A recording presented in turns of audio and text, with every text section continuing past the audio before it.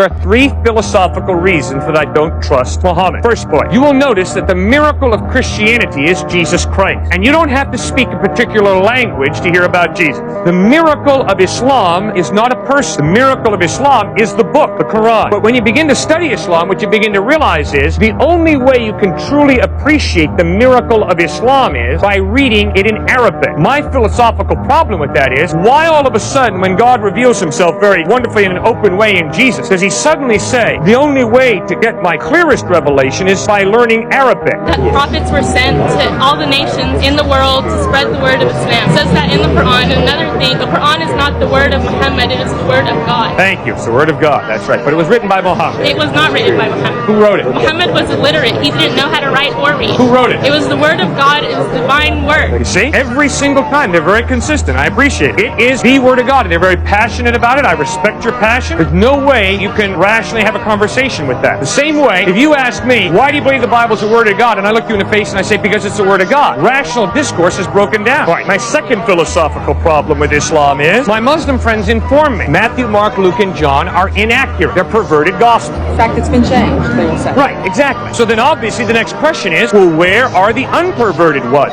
Unfortunately, my Muslim friends cannot produce the unperverted ones. Instead, what my Muslim friends ask me to believe is that a revelation that Muhammad had 500 years after Jesus, which obviously means Muhammad never met Jesus, that book, the Quran, is a more accurate presentation of the historical Jesus than the Gospels written by the eyewitnesses. Well, I'm sorry. Whenever I want to study an historical person, I don't go running to a guy who lived 500 years after the fact. I want to go to the eyewitnesses. I'm not going to trust Martin Scorsese to be my primary source of information about Jesus. Martin Scorsese never met Jesus. Neither did Cecil B. DeMille. I'm going to go back to Matthew, Mark, Luke, and John, who live in the first century, to be my primary source of information about Jesus. Third point. My third philosophical problem with Islam is, my Muslim friends have great respect for Jesus. In fact, my Muslim friends respect Jesus far more than the typical American does. My Muslim friends believe that Jesus was born of a virgin, that he ascended to heaven, and that he's coming back a second time. Well, that's far more than the typical American believes about Jesus. But my Muslim friends say that although Jesus speaks the absolute truth, Muhammad also speaks absolute truth. And the problem is they contradict each other on certain points. You cannot have A be absolute true and then B be absolute true if A and B contradict each other. Because that does nothing then but to allow for C to come along, claiming C is absolute truth, in spite of the fact that C contradicts both B and A. You cannot have an absolute truth contradicted by another absolute truth. Did Jesus ever claim to be God? Yeah, he sure did. John 8:58, Jesus says, before Abraham was born, I am. In John 10:30, Jesus says, I and the Father are one. In John 14:9, Jesus says, he who has seen me has seen the Father. Clearly, Jesus claimed to be God. So he was both human and God at the same time? That's what he claimed. Maybe he was a lunatic, but that's what he claimed. He wasn't a lunatic. He was a prophet. Well, he claimed to be God in human form, which means he's more than a prophet. He's God in human form. God is something that's superior to human form, so it doesn't make sense for God to be human because he wouldn't necessarily be higher than the other. All right, first point is God is not something. The Bible insists that God is someone, a personal being. And it's totally possible for a personal being who's the creator to humble himself and become a human being.